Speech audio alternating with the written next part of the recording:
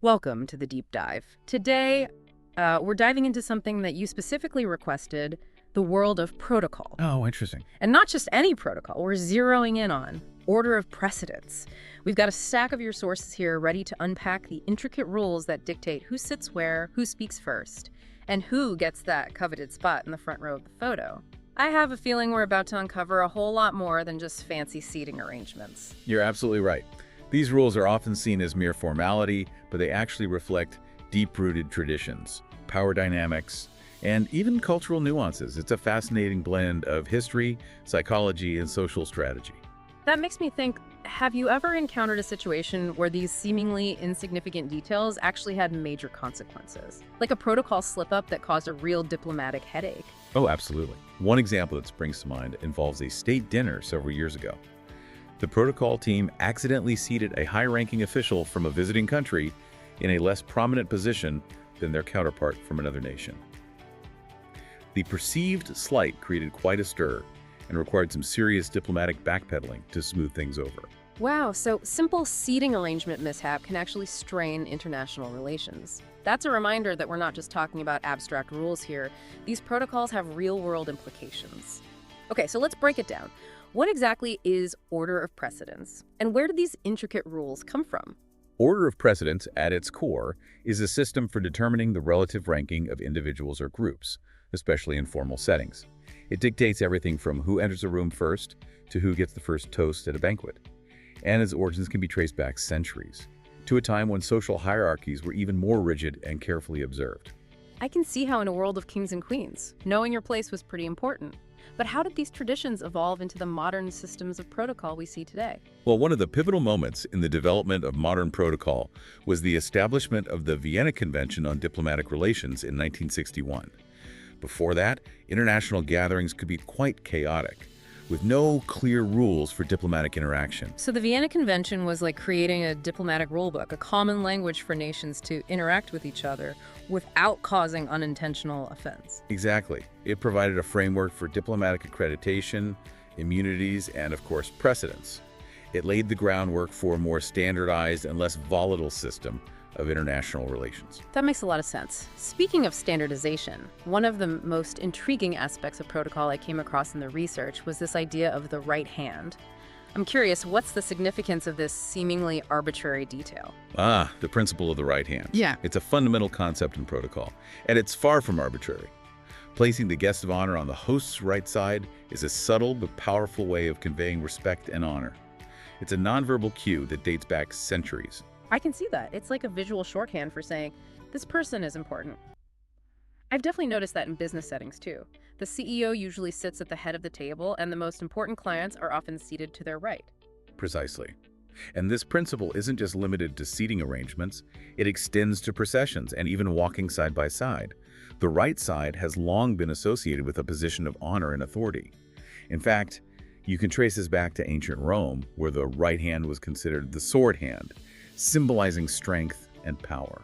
Wow, so this seemingly simple rule has deep historical roots. Okay, but things get even more complex when we start talking about nations, right?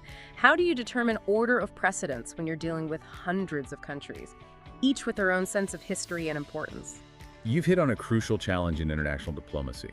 The concept of sovereign equality is paramount in international relations. Every nation, regardless of its size or influence, is considered equal in sovereignty. But that raises a tricky question. How do you rank equals? It seems like a potential minefield. How do you determine who gets the best seat at the UN General Assembly or who speaks first at a global summit without implying that one country is more important than another? It's a delicate balancing act. And protocol experts have come up with some ingenious solutions. Two primary methods are used to navigate this tricky terrain. The first, and perhaps the most straightforward, is alphabetical order. So just lining up the countries A to Z, like in a school roll call, that seems surprisingly simple for such a complex issue. It is deceptively simple, but it effectively removes any sense of subjective ranking. However, there can be variations. For example, at the Olympic Games, the order is determined by the alphabetical order of the host country's language. So at the Beijing Olympics, the order was based on the Chinese alphabet. which created a very different lineup. That's fascinating. So even in the seemingly objective world of alphabetical order, there's room for cultural nuances and variations. What's the other method used to determine precedence among nations? The second approach, and perhaps the most impartial, is drawing lots. It's a random selection process that leaves no room for perceived favoritism or bias. So it's like flipping a coin to decide who goes first. That's one way to keep things fair. But it seems a bit anticlimactic for a gathering of world leaders. I imagine there are times when neither alphabetical order nor drawing lots is suitable, especially when dealing with events with a specific agenda or delicate diplomatic relations. You're absolutely right. Imagine a summit focused on climate change, where a small island nation facing imminent threat from rising sea levels is placed at the very end of the alphabetical order. Or a peace negotiation where drawing lots places two countries with a history of conflict right next to each other. In these situations, strategic considerations come into play. Protocol experts need to be able to adapt the rules to fit the specific context and diplomatic goals. So it's not just about rote memorization of rules, it's about understanding the nuances of diplomacy, the relationships between nations, and the specific objectives of each event. That sounds like a pretty demanding job. It certainly is. Protocol experts need a unique blend of historical knowledge, cultural sensitivity, and a knack for strategic thinking. They are often the unsung heroes of diplomacy, working behind the scenes to ensure that events run smoothly and achieve their intended outcomes. I'm starting to see that there's a lot more to this world of protocol than meets the eye. It's not just about fancy dinners and seating charts. It's about navigating complex relationships, understanding historical context, and even influencing the course of international events. You're getting it. And believe it or not, we've only just scratched the surface. We haven't even delved into the fascinating world of precedence among heads of state, where factors like length of time in office, age, and even personal relationships come into play. Okay, now I'm really intrigued. It seems like there's a whole diplomatic soap opera happening behind the scenes. We'll have to save that discussion for next time. But before we wrap up this part of the deep dive, I'm curious, in all this talk about presidents and prime ministers, where do everyday people like us fit into this world of protocol? Do these rules apply to us in any way? Or are we just observers of this intricate dance of diplomacy? That's an excellent question. While we may not be negotiating treaties or attending state dinners, the principles of order of precedence, such as respect, courtesy, and recognizing hierarchy, are definitely applicable to our everyday lives. Think about it, in a business meeting, there's usually an unspoken order of importance, with the CEO or senior executives being given a certain level of deference. You're right, and even in social settings, we often instinctively defer to elders or those in positions of authority. So it's like these formal protocols are reflected in the subtle ways we interact with each other, even in casual settings. Exactly. And while the rules may not be as rigid or as high stakes, understanding these dynamics can help us navigate social situations with more grace and awareness. So whether we're rubbing elbows with diplomats or just having dinner with friends, there's something to be learned from the world of protocol. All about understanding the unwritten rules of social interaction and using them to create more respectful and harmonious relationships. We'll explore that further when we return for part 2 of our deep dive into order of precedence.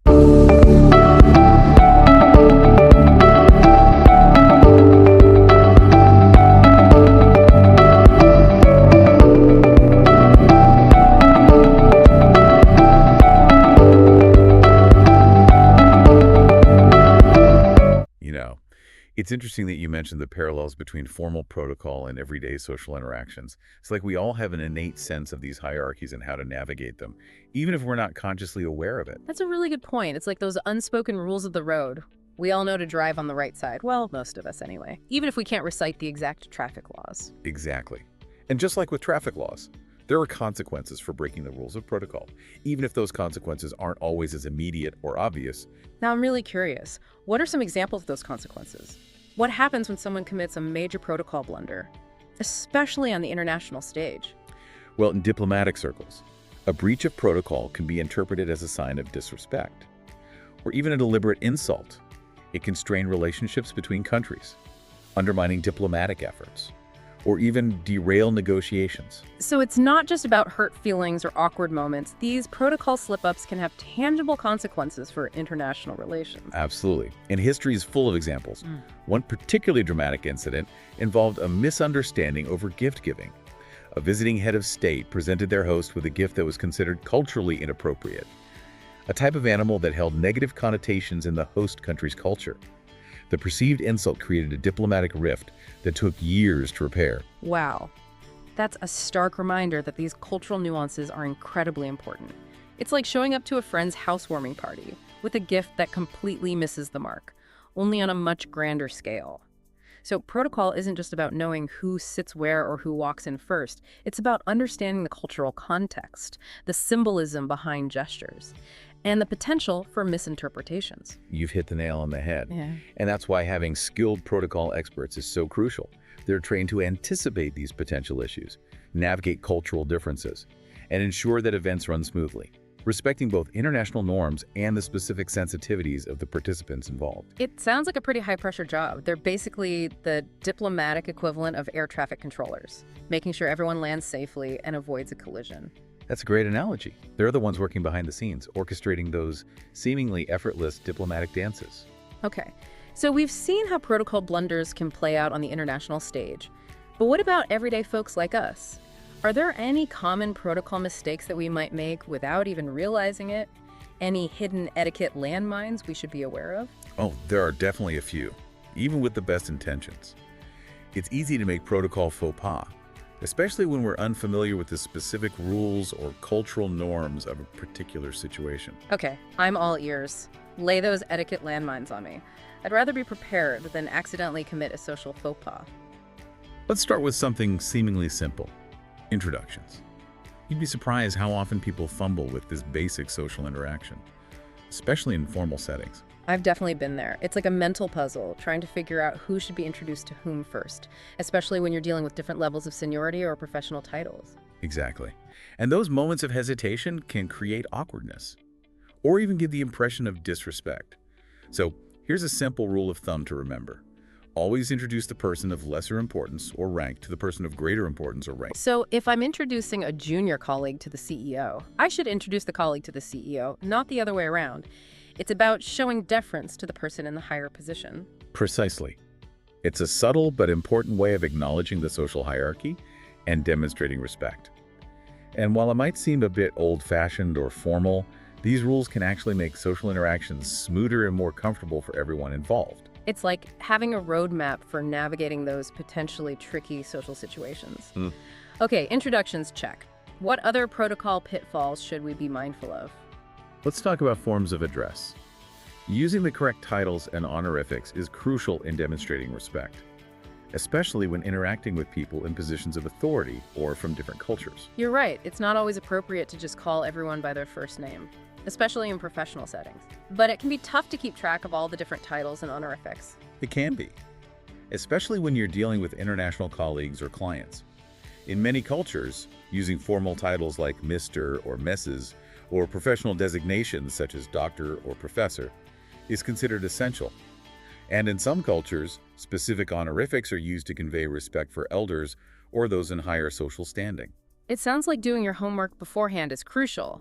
It's better to err on the side of formality than accidentally offend someone by being too casual. Exactly. And if you're ever unsure, it's always a good idea to ask. Most people appreciate the effort to get it right, and they're usually happy to clarify their preferred form of address. Okay, so introductions and forms of address, got it. What other etiquette landmines should we be aware of? Let's move on to something everyone can relate to. Table manners.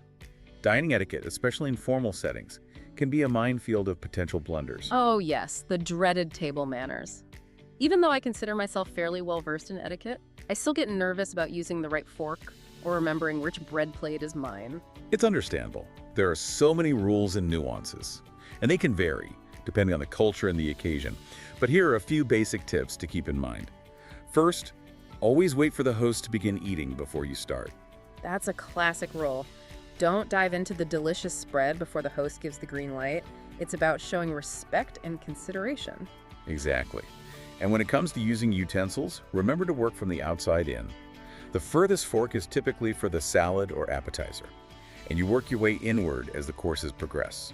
Okay, outside in, got it. What other table manners tips can help us avoid those embarrassing moments? A few more essentials. Avoid talking with your mouth full, keep your elbows off the table, and please resist the urge to reach across the table for something. It's best to politely ask someone to pass it to you. These are all good reminders. It's amazing how many of these rules we learn as children, but sometimes forget in the heat of the moment, especially when we're enjoying a delicious meal and engaging conversation. It happens to the best of us. And remember, good table manners aren't just about following arbitrary rules. They're about showing consideration for those around you and creating a pleasant dining experience for everyone. It's like a silent language of courtesy. Okay, table manners check. What other protocol pitfalls should we be mindful of? Let's talk about gift giving, another area where cultural nuances and etiquette rules can really come into play.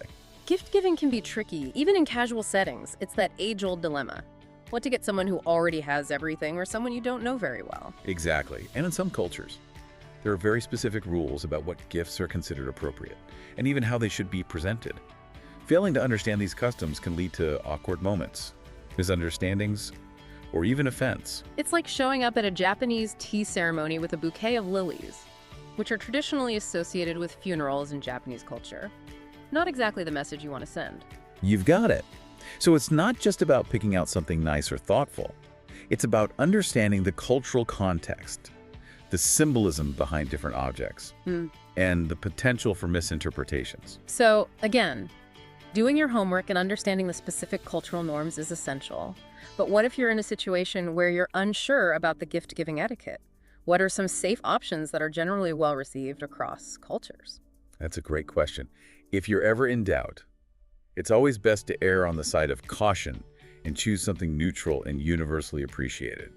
A nice book, a bouquet of flowers, carefully chosen, of course, to avoid any negative connotations, or a gourmet food basket are usually safe bets. Okay, those are good go-to options. So, gift-giving check. What other common protocol mistakes should we be aware of? Let's talk about punctuality, a seemingly simple concept that can actually be quite nuanced when it comes to protocol. Oh yes, the importance of being on time. I'm a stickler for punctuality myself, so I always appreciate it when people respect my time. And it's not just about good time management. In many cultures, punctuality is seen as a sign of respect, while being late is considered rude and disrespectful. But here's where it gets tricky. The acceptable level of punctuality can vary widely from culture to culture. I've heard that in some cultures, arriving slightly early is expected, while in others, being a few minutes late is perfectly acceptable. It's all about understanding the cultural norms and expectations. You're absolutely right, and if you're going to be late, it's crucial to communicate that as soon as possible. Apologize for the inconvenience, and provide a realistic estimate of your arrival time. Right. Being a no-show or keeping someone waiting without any explanation is a major protocol blunder. Absolutely.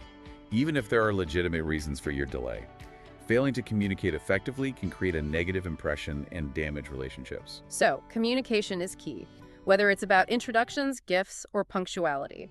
Clear and respectful communication can help us navigate those potential protocol pitfalls and avoid those awkward moments. You summed it up perfectly. Protocol, at its core, is about clear communication, respect, and understanding. And while the specific rules might vary, those core principles are universal. This has been incredibly insightful. I feel like I'm getting a crash course in the art of navigating social situations with more grace and awareness.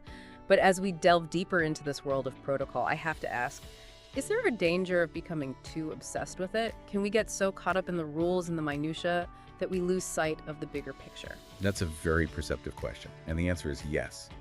There's always a risk of becoming too focused on the letter of the law and forgetting the spirit behind it. So we've spent this deep dive exploring the ins and outs of order of precedence, the history, the rules, the potential for blunders. But as we wrap up, I want to circle back to something you mentioned earlier about the danger of getting too caught up in the rules. How do we make sure that protocol enhances our interactions rather than hindering them? That's the key question, isn't it? It's like learning a musical instrument. You start by focusing on the notes, the scales, the technical aspects. But the goal is to eventually transcend those technicalities and create music that moves people's hearts. I love that analogy. It's not about being a protocol robot, rigidly following every rule. It's about understanding the spirit behind those rules and using them to create a more harmonious and meaningful experience. Exactly. Think about a formal dinner. If everyone is so worried about using the right fork and adhering to every etiquette rule, the conversation might become stilted and awkward. The focus shifts from genuine connection to a performance of protocol. It's like we're so busy trying to impress each other with our etiquette prowess that we forget to actually connect as human beings. Precisely. And in those situations, protocol becomes a barrier rather than a bridge. It's important to remember that the ultimate goal of protocol is to create a space where people feel comfortable, respected, and able to engage in meaningful interaction. So it's not just about what we do, but why we do it. The intention behind our actions matters. Absolutely. Imagine receiving a gift that was clearly chosen with great care and consideration for your interests. Even if it didn't perfectly adhere to every cultural norm, wouldn't that gesture feel more meaningful than receiving a generic, perfectly protocol-compliant gift? Definitely. It's the thought that counts, as they say. So how do we strike that balance? How do we use protocol effectively without letting it become an obstacle to genuine connection? It all comes down to awareness and adaptability. We need to be aware of the rules, but also be willing to bend them when appropriate, using our judgment to create the most comfortable and authentic environment for the people involved. So it's not about throwing the rule book out the window, but rather using it as a guide, not a dictator. Exactly. And it's about recognizing that different situations call for different levels of formality. A casual lunch with friends might allow for more relaxed etiquette than a state dinner with dignitaries. It's about reading the room, so to speak, and adapting our behavior accordingly. And most importantly, it's about remembering that protocol is ultimately about kindness and consideration. It's about treating others with respect, even if they make a protocol faux pas themselves. That's such an important point. We've talked about the potential for protocol blunders, but I think it's equally important to remember that we should approach these situations with grace and understanding. We've all made etiquette mistakes at some point, and a little empathy goes a long way. I completely agree. Protocol should never be used as a weapon to make others feel inferior or excluded. It's about creating an inclusive environment where everyone feels valued and respected. That's a beautiful way to put it. It's about using these rules of etiquette to lift people up, not put them down. So as we wrap up this deep dive into the world of order of precedence, what are some key takeaways you hope our listener walks away with? I hope they gain a deeper appreciation for the nuances of protocol and how it shapes our interactions, both on a global stage and in our everyday lives. I hope they understand that protocol is more than just a set of arbitrary rules. It's a framework for respectful and harmonious interactions. And perhaps most importantly, I hope they remember that protocol is ultimately about kindness and consideration.